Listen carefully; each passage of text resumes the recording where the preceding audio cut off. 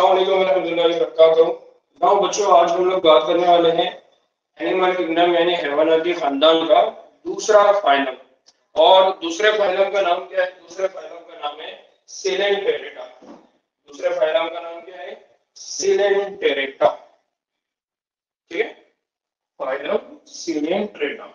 Now इसी phylum coelenterata इसका एक और नाम क्या है? वो है नाइटेरिया या नीडेरिया। ठीक है, नाइटेरिया या हम उसको कह रहे हैं नीडेरिया। तो दो यहाँ पर नाम याद रखना है, पहला है सिलेंट्रेटा और दूसरा है नाइटेरिया या नीडेरिया। नाउ ये जो जानदार होते हैं, इन जानदार का जो नाम रखा गया नीडेरिया, वो क्यों रखा गया तो हम उसको आगे बढ़ेंगे, लेकिन मैं उसको समझा रहा हूं कि इनके पास एक स्पेशल या हम उसको बोलेंगे एक मखसूस इनके पास क्या होता है? खलिया होता है। और उस मखसूस खलिए का जो नाम है वो है नीडोब्लास्ट। क्या नाम है उस खलिए का? नीडोब्लास्ट। और इस खलिए की मौजूदगी की वजह से उनका नाम क्या रख दिया गया? नीडेरिया। क्या रख दिया गया? नीडेरिया। एक। दूसरा सिलेंट्रेटा। सिलेंट्रेटा जो नाम रखा गया, हम आगे चल के पढ़ेंगे कि इनकी जो बॉडी होती है, इनका जो जिस्म होता है वो छतरी नुमा होता है। और एक जो जिस्म होता है वो कॉलम की तरह होता है, सिलेंड्रिकल होता है, इस्तेमारा नुमा होता है। तो अंदर जो कैविटी है, अंदर जो कैफा है, उसकी वजह से इनका नाम पड़ गया सिलेंट्रेटा। तो इनका नाम की वजह समझ लीजिए, सिलेंट्रेटा मतलब सिलोम, इनके अंदर एक कैफा होता है, उसकी वजह से इनका नाम हो गया सिलेंट्रेटा। दूसरा नाम जो नीडेरिया आया वो इसलिए आया क्योंकि उनके पास एक मखसूस सेल है, उस मखसूस सेल का नाम क्या है? नीडोब्लास्ट सेल, इसलिए उनका नेक नाम क्या पड़ गया? नीडेरिया। नाउ अब इसके बाद सबसे पहली चीज कि इनके रहने की जगह, जिसको मैं बार बार कह रहा हूं कि मैं उसको दिखाता हूं हैबिटाट, यानी उनके रहने की जगह। ना हम उनके रहने की जगह की अगर बात करते हैं तो वो रहते कहां पर है? उनके रहने की जो जगह है वो है समंदरी पानी, यानी इसको इंग्लिश में लफ्ज इस्तेमाल किया जाता है मराइन वाटर। समंदरी पानी, और उसके लिए लफ्ज क्या इस्तेमाल किया जाता है? Marine water. दूसरी इंपॉर्टेंट चीज इनके हैबिटाट के मामले में, जब ये मराइन वाटर में होते हैं, समुद्री पानी में होते हैं, तो समुद्री पानी में या तो ये समंदर में एक जगह चिपक कर रहेंगे या ये समंदर में एक जगह से दूसरी जगह आजाद फिरते रहेंगे। जब ये समंदर में एक किसी पत्थर पे या जो सख्त जगह होगी या हार्ड सरफेस होगा वहां चिपक कर रहते हैं, तो उसके लिए लफ्ज यूज किया जाता है सिसाई। क्या लफ्ज यूज किया जाता है? सिसाई। सिसाई का मतलब क्या होता है? सिसाई का मतलब होता है एक जगह चिपक कर बैठने वाली। ठीक है, जब वो एक जगह चिपक कर बैठ जाते हैं तब उनको बोला जाता है सिसाई। या वो आजाद तैरने वाले होते हैं। आजाद तैरने वाले के लिए इंग्लिश में क्या लफ्ज इस्तेमाल किया जाता है? वो होता है फ्री स्विमिंग। क्या बोला जाता है इनको? Free swimming. तो दो बातें याद रखना है कि ये जो सिलेंट्रेटा होते हैं ये समुद्री पानी में, मराइन वाटर में रहते हैं।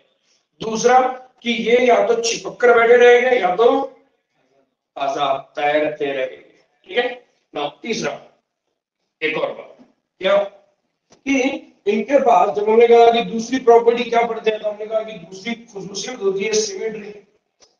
दूसरी खुसूसियत क्या रहती है? सिमेट्री। सिमेट्री का हम मीनिंग क्या देते हैं? तनासुब, या हम दूसरा मीनिंग क्या देते हैं? तवाज़ुन। ना अगर इनके जिस्म की बात करते हैं तो अगर इनके जिस्म के अंदर हम एक लाइन खींचेंगे तो वो लाइन की वजह से उनका जो जिस्म है वो दो हिस्सों में अगर बराबर तकसीम होता है, और वो जो लाइन हम खींच रहे हैं वो लाइन अगर किसी भी डायरेक्शन में खींची जाए, तो अगर उनका जिस्म दो हिस्सों में तकसीम होता है तो हमने कहा था कि उनको बोला जाता है रेडियल। और अगर एक ही लाइन की वजह से दो हिस्सों में तकसीम होता है तो बायलैटरल, दो बराबर के उज़्व बनेंगे। तो यहाँ पर इनके अंदर जो सिमेट्री होती है वो कौन सी होती है? रेडियल। उनके पास जो तवाज़ुन होता है वो किस किस्म का तवाज़ुन होता है? रेडियल। रेडियल का मतलब क्या होता है? मैंने इससे पहले भी बोला था कि जो रेडिएशन होती है, जो सूरज की शुआएं होती है, जो लाइट रेज होती है, वो हर डायरेक्शन में जाती है। इसका मतलब ये कि अगर हम इनके जिस्म को तकसीम करना चाहें तो किसी भी डायरेक्शन में हम डिवाइड करेंगे तो उनका जिस्म क्या होगा, दो बराबर हिस्सों में क्या होगा, तकसीम होगा। इसलिए उसको क्या बोला जाता है, सिमेट्री। और कौन सी सिमेट्री बोला जाता है, रेडियल सिमेट्री। ठीक। नाउ तीसरी बात कि ये हो गया, ये हो गया पहला उनके रहने की जगह, ये हो गया दूसरा। नाउ अब इनके मामले में एक बात जो मैंने पहले बोला कि इनको नाइडेरिया क्यों कहा जाता है, तो इनका जो नाइडेरिया नाम रखा गया या नाइडेरिया जो नाम रखा गया वो डंक वाले खलिए, और उस डंक वाले खलिए का नाम क्या होता है, उस डंक वाले खलिए को बोला जाता है नीडोब्लास्ट। ठीक। अब इस नीडोब्लास्ट खलिए में एक और स्पेशल उसका दूसरा नाम है, वो है नेमैटोसिस्ट। क्या बोला जाता है इसको, नेमैटोसिस्ट। क्या होता है वहां पर, नेमैटोसिस्ट, या उसी को क्या बोला गया है, नीडोब्लास्ट। अब ये जो नेमैटोसिस्ट है, ये नीडोब्लास्ट सेल होता है, ये असल में करता क्या है, ये नीडोब्लास्ट और नेमैटोसिस्ट ये एक हथियार के तौर पे इस्तेमाल करता है। क्यों, क्योंकि हमने कहा कि एक जगह चिपक के बैठने वाले, तो आप अगर फॉर एग्जांपल आपको किसी जगह चिपकना है तो आप किसका इस्तेमाल करेंगे, आपके हाथों का, उसके जरिए आप उस सरफेस पे क्या हो जाएंगे, चिपक जाएंगे। वैसे ही ये जब चिपक के रहता है, सिसाइल जिंदगी गुजारता है, उसको वो किसका इस्तेमाल करता है, नीडोब्लास्ट। तो नीडोब्लास्ट के अलग अलग काम है, उन अलग अलग कामों में कौन कौन से काम है, तो नीडोब्लास्ट जो सेल होता है उनके अलग अलग कामों में से एक ये होता है कि वो उसको पहुंचाता है इस्तेहकाम। इस्तेहकाम मतलब वो एक जगह क्या हो जाएगा, चिपक कर बैठेगा। दूसरा वो मदद करता है अपने बचाव, यानी नीडोब्लास्ट का इस्तेमाल वो करता है डिफेंस के लिए।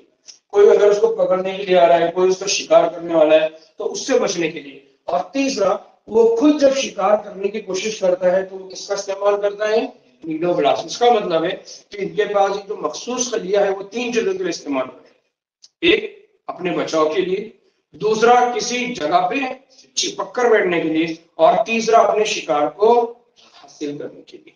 अब एक और बात कि जो नीडोब्लास्ट ये जो खलिया है ये कहां पर मौजूद होता है, ये उनके जिस्म के अंदर टेंटेकल्स, कहां पर मौजूद होता है, टेंटेकल्स, यानी उनके जो छोटे छोटे हाथ हैं, ये ना लिम्स, ये इनके ऊपर वो नीडोब्लास्ट मौजूद होता है, जिसकी मदद से वो क्या करते हैं, चिपक के बैठते हैं, या फिर वो अपना बचाव करेंगे या वो अपना शिकार करेंगे। बात समझ में आई, तो उनके पास ये नीडोब्लास्ट सेल का काम होता है। अब ये जो नीडोब्लास्ट सेल है इसके मामले में बात होगी, तो इसका मतलब हमने कौन सी और कितने नंबर की खुसूसियत दे दी हम, तीसरी। नाउ चौथी, चौथी खुसूसियत याद रखना है कि ये जो टेंटिकल्स होती है ये एक्टोडर्म यानी बाहर के जिस्म पर मौजूद होती है, यानी टेंटिकल्स की एक्टोडर्म रहेगी, या जो बाहर का पूरा जिस्म है उसके ऊपर ये मौजूद रहेगा ना। एक और चीज कि ये जो नीडोब्लास्ट होते हैं या निडेरिया होते हैं, इनके अंदर जब हमने कहा था कि तरतीब कौन सी होगी, तरतीब की कौन सी सतह होगी, तो इनके पास होती है बाफ की सतह की तरतीब।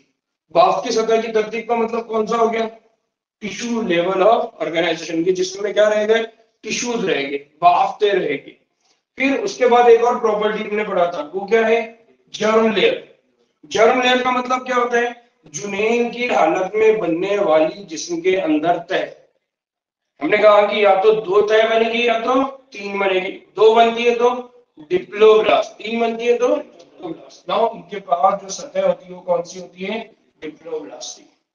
ठीक, तो इतना याद रखना है। पहली बात, ये हैबिटाट इनका समुद्री पानी है, समुद्री पानी में या तो ये चिपक के रहेंगे या आजादी से तैरते रहेंगे। सिमेट्री जो होगी रेडियल होगी, इनके जिस्म को आप किसी भी डायरेक्शन में कट करेंगे तो दो बराबर के हिस्से बनेंगे। फिर इसी तरह से इनके पास एक स्पेशल सेल होता है जिसका नाम क्या होता है, नीडोब्लास्ट, और वो नीडोब्लास्ट जो होता है वो कहां पर मौजूद होता है, पेंटेकल्स। ठीक। तीसरी बात कि नीडोब्लास्ट का इस्तेमाल किस लिए होता है, इस्तेहकाम, स्टेबिलिटी, चिपकने के लिए। तीसरा अपने बचाव के लिए, और शिकार को पकड़ने के लिए।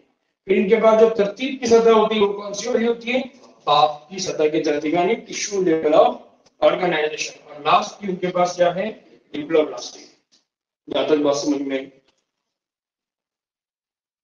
ऑनलाइन वालों में किसी को कोई डाउट आ रहा है, गाजिया, आफिया, आयशा,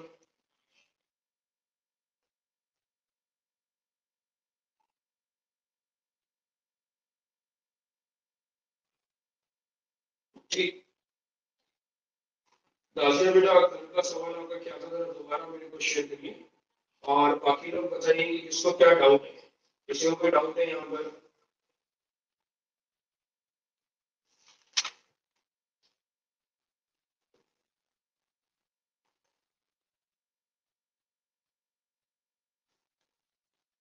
नीडोब्लास्ट ने कहा ना उनके पूरे जिस्म पे रहेगा, या फिर उनकी टेंटेकल्स। टेंटेकल्स का मतलब क्या, जिस तरह से हमारे हाथ है ना, जिसको हम कह रहे हैं ना, हम हमारे हाथों को क्या कहते हैं, हम हमारे हाथों को कहते हैं लिम्स। क्या कहते हैं हमारे हाथों को? लिम्स। वैसे ही इनके जिस्म के ऊपर जो लिम्स है उनको लिम्स ना कहते हुए क्या बोला जाता है? टेंटेकल्स। यानी ये दिख रहा है आपको, ये डायग्राम में दिख रही है लंबी लंबी धारियां, इसको बोला जाता है टेंटेकल्स। जो डायग्राम में आपको दिखाई दे रही है, ये टेंटेकल्स के ऊपर क्या मौजूद होते हैं? उनके नीडोब्लास्ट और हाफिया।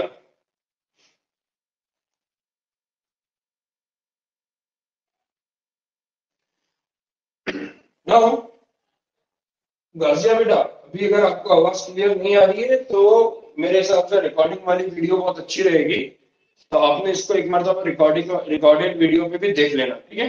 क्योंकि मेरे को लग रहा है कि नेटवर्क का आपकी तरफ शायद इश्यू है, इसलिए आपको आवाज बार बार क्लियर नहीं आ रही है ना। अब इनके पास है ना एक और स्ट्रक्चर होता है, एक और साख होती है। क्या होती है उस साख को? कहा जाता है मरकजी गैस्ट्रोवेस्कुलर फला। क्या बोला जाता है इसको? मरकजी गैस्ट्रोवेस्कुलर फला। इसको बोला जाता है सेंट्रल गैस्ट्रोवेस्कुलर कैविटी। क्या बोला जाता है इसको? सेंट्रल गैस्ट्रोवेस्कुलर कैविटी या सेंट्रल गैस्ट्रोवेस्कुलर खला। ठीक है? तो ये जो सेंट्रल गैस्ट्रोवेस्कुलर खला होती है, ये बेसिकली करती क्या है? ये एक तरह से उनके जिस्म में हाशमे का काम करती है। क्या करती है? गजा के हाशमे का काम करती है। तो बुनियादी तौर पे याद रखना है कि इनके जिस्म में मरकजी गैस्ट्रोवेस्कुलर कैनाल होती है, जिसके अंदर क्या होता है? हाशमे का अमल होता है। कौन सा अमल होता है यहाँ पर? हाशमे का। फिर यहाँ पर ये जो हाशमे का अमल या गैस्ट्रोवेस्कुलर कैविटी है, उसका जो मुंह होता है वो नीचे की जानिब होता है, इसलिए उसको बोला जाता है हाइपोस्टोम। क्या बोला जाता है? हाइपोस्टोम। ठीक ना। अब जब गिजा का हाजमा होता है, तो गिजा का हाजमा यह दो तरह से होता है। एक खलिए के अंदर होता है। जो खलिए के अंदर गिजा का हाजमा होता है, मैंने आपको इससे पहले भी बताया था कि उसको क्या बोला जाता है? उसको बोला जाता है इंट्रासेल्यूलर। उस हाजमे को क्या बोला जाता है? इंट्रासेल्यूलर। और अगर बाहर होता है, खलिए के बाहर होता है, तो उसको क्या बोला जाता है? Extra extra cellular. सेल के अंदर और सेल के बाहर। तो ये जो सिलेंडरेटा होते हैं, इनके पास जब हाजमे का अमल होता है तो वो इंट्रा यानी खलिए के अंदर भी होता है और खलिए के, जैसा भी पॉलीफेरा, पॉलीफेरा में हमने पढ़ा कि उनके सिर्फ अंदर ही होता है खलिए के बाहर, लेकिन इनके पास अंदर और बाहर दोनों जगह होता है ना। अब इसमें ना कुछ और एग्जांपल्स हमको देखना है, जैसे कि अगर कुछ निडिलिया की अगर हम बात करते हैं, कुछ निडिलिया की अगर हम बात करते हैं यानी सिलेंडर की बात करते हैं, जैसे कि कोरल्स। कौन है? कोरल्स। उनको उर्दू में बोला जाता है मरजा। ये एक तरह के पत्थर गिनुमा साख वगैरह बनाते हैं, जो साहिल समंदरों में हमको दिखाई देती है, अलग अलग कलर की होती है। तो इनका जो ढांचा होता है, इनका ढांचा बना होता है कैल्शियम कार्बोनेट। इससे बना होता है कैल्शियम कार्बोनेट। यानी इनके पास जो स्केलेटन होगा, जैसा हमारे बॉडी में भी स्केलेटन है। यानी हमारे बॉडी में क्या होता है? स्केलेटन का मतलब क्या लेते हैं हम? हड्डियों का ढांचा। तो वैसे ही इनके जिस्म में भी ढांचा होता है। अब वो हड्डियों का ढांचा नहीं है, वो ढांचा किससे बना हुआ है? Calcium carbonate. तो याद रखना है, जैसा हमने पॉलीफेरा में कहा कि उनके अंदर भी ढांचा है, और वो किससे बना है? स्पाइक्यूल्स और स्पॉन्जिन फाइबर। याद आ रहा है ना, हमने पढ़ा था स्पाइक्यूल्स और स्पॉन्जिन फाइबर। वैसे इनके पास जो ढांचा बना हुआ है वो किससे बना हुआ है? Calcium carbonate. हिसाब मिलर ये पूछता है, इसको याद रखना है ना। एक और चीज, जो निडेरिया है यानी जो सिलेंड्रेटा है, उनके अंदर दो मुख्तलिफ किस्म के जिस्म की साख्तें दिखाई देती है। जिस्मानी जो साख्त होती है उसमें दो टाइप होती है। एक जिस्मानी जो साख्त होती है, उस जिस्मानी साख्त को बोला जाता है पॉलिप। क्या बोला जाता है? पॉलिप। और दूसरी होती है, उसको कहा जाता है मेडियोसा। क्या बोला जाता है? मेडियोसा। अगर आप यहाँ पर देख रहे होंगे तो एक जो साफ्ट होती है उसको बोला जाता है पॉलिप और दूसरी को बोला जाता है मेडियोसा। आमतौर पे ये जो साफ्ट है इसको बोला जाता है पॉलिप, इस साफ्ट को बोला जाता है,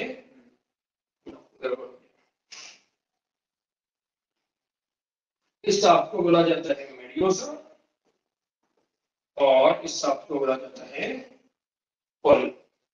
नाउ ऐसे साफ्ट जो छतरी नुमा और एक जगह से दूसरी जगह जाती हो, एक सांप को जो छतरी नुमा हो और एक जगह से दूसरी जगह जाती हो, उसको बोला जाता है मेडियोसा।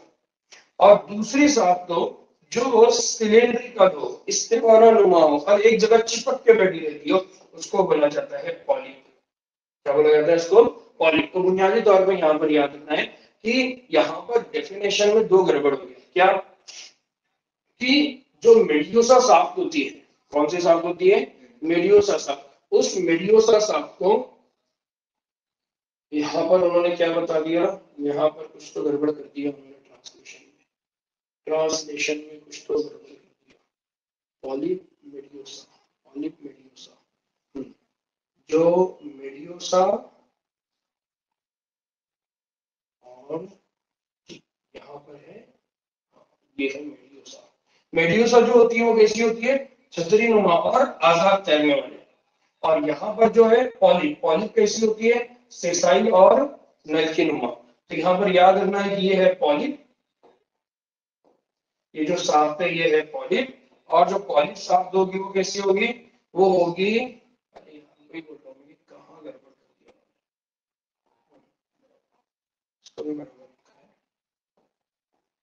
जो पॉलिप होगा वो पॉलिप कैसा होगा? सिसाइल। सिसाइल का मतलब है एक जगह चिपक के, और दूसरा कैसा होगा? नलकी नुमा यानी सिलेंड्रिकल। और दूसरी जो सांप है वो छतरी नुमा है, जो आजाद एक जगह से दूसरी जगह जाएगी, उसको क्या बोला जाता है? मेडियोसा। नाउ इसकी जो एग्जांपल है पॉलिप की बेस्ट एग्जांपल है हाइड्रा। कौन है? हाइड्रा। और दूसरी एग्जांपल है एडेंशिया। तो याद रखना इसकी दो एग्जांपल है, एक है हाइड्रा और दूसरी एग्जांपल कौन है? एडेंशिया। ठीक है। और वैसे ही मेडियोसा की अगर बात करते हैं तो उसकी एग्जांपल है ऑरेलिया। कौन है? ऑरेलिया। और ऑरेलिया को बोला जाता है जेली फिश। क्या बोला जाता है ऑरेलिया को? Jelly fish. ठीक है। तो बुनियादी तौर पे याद रखना कि मेरे को लगा कि शायद यहाँ गड़बड़ हो गया कुछ, लेकिन वो सही लिखा हुआ है। तो जो पॉलिप होता है वो सिसाइल और नलकी नुमा होता है, और जो मेडियोसा होता है जिसको यहाँ पर छतरी नुमा और क्या बोला जा रहा है? आजाद तैरने वाले। नाउ अब इस फाइलम के अंदर कुछ ऐसे भी मेंबर है जिनके अंदर दोनों शास्त्र दिखती है, यानी वो कभी मेडियोसा में होते हैं और कभी पॉलिप होते हैं, कभी मेडियोसा। नाउ इसका एक जो एग्जांपल है जिसके अंदर ये दोनों भी साफ्ट देखने को मिलते हैं, उसको बोला जाता है तबादला नस्ल। क्या करते हैं वो? तबादला नस्ल। तबादला नस्ल को इंग्लिश में बोला जाता है जो मेटाजेनेसिस बताते हैं। क्या बताते हैं? मेटाजेनेसिस। तो आमतौर पर याद रखना है इसके अंदर होता क्या है। इसकी एक एग्जांपल कौन है? इसकी जो एग्जांपल है वो है ओबेलिया। कौन है? ओबेलिया। तो कितनी एग्जांपल होगी? एक एग्जांपल है हाइड्रा, एक एग्जांपल हो गई एडेंशिया, एक एग्जांपल क्या हो गई? ऑरेलिया, और एक एग्जांपल क्या हो गई? ओबेलिया। हाइड्रा और एडेंशिया किसकी एग्जांपल है? पॉलिप। और मेडियोसा किसकी एग्जांपल? सॉरी, ऑरेलिया किसकी एग्जांपल है? मेडियोसा। और ऐसे साल जिसमें पॉलिप भी दिखता है, जिसमें मेडियोसा भी दिखता है, उसकी एग्जांपल कौन है? ओबेलिया। और जब किसी जानवर के अंदर ये दोनों भी साफ्ट आती है कि वो कभी चिपक कर रहेगा और कभी तैरता रहेगा, उस प्रोसेस को, उस अमल को क्या बोला जाता है? मेटाजेनेसिस। हम मेटा कहते हैं एडवांस, जेनेसिस का मतलब क्या होता है? बनना। यानी ये एडवांस फॉर्म है जो दोनों भी चीजें कर रहा है। बात समझ में? इसका नाम मेटाजेनेसिस क्यों बना है? मेटाजेनेसिस इसलिए क्योंकि ये एडवांस है, ये कभी पॉलिप भी रहता है, कभी कभी छतरी नुमा भी रहता है, कभी सिसाई नलकी नुमा नाली की तरह। ठीक है। नाउ अब क्वेश्चन ये आता है कि ये मेडियोसा से पॉलिप और पॉलिप से मेडियोसा कब बनता है?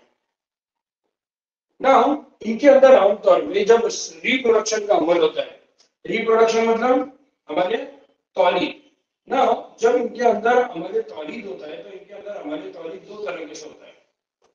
एक हमारे तौलीद जो होता है वो होता है जिनसी, और एक हमारे तौलीद होता है गैर जिनसी।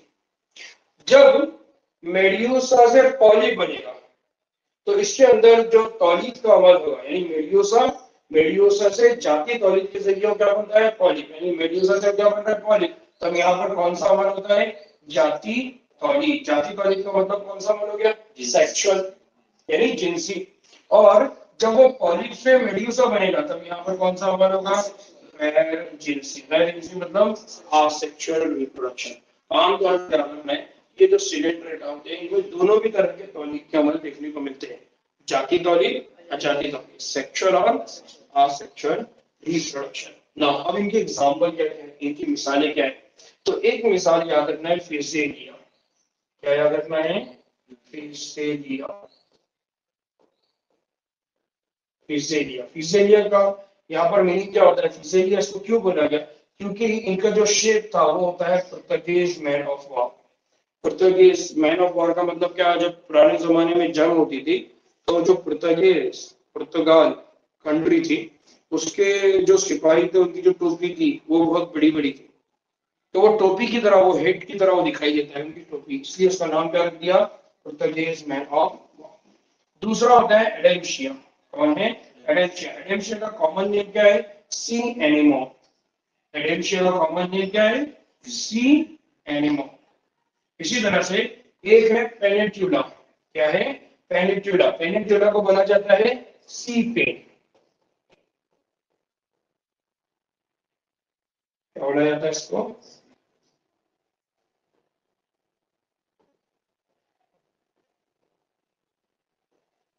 पेनिनक्यूला। पेनिनक्यूला को बोला जाता है सी पेन। इसी तरह से एक एग्जांपल है गॉर्गोनिया। क्या एग्जांपल है गॉर्गोनिया। गॉर्गोनिया का कॉमन नेम क्या है सी फैन। इसी तरह से एक एग्जांपल है मैंड्रीना। एग्जांपल है मैंड्रीना, उसको बुलाया जाता है ब्रेन गॉड। तो याद रखना ये सारी की सारी एग्जांपल है। कौन कौन से एग्जांपल है Physalia. Physalia means Portuguese man of war. दूसरा कौन है एडेंशिया। एडेंशिया मींस सी एनिमल। फिर है pennatula that is sea pen. इस तरह से कौन है gorgonia. Gorgonia means sea pen. और उसके बाद है meandrina that is brain god. तो ये एग्जांपल्स है, इन एग्जांपल्स को आपने याद रखना है। ये सारी एग्जांपल किसकी है सेलेंटेटा। याद रहेगा।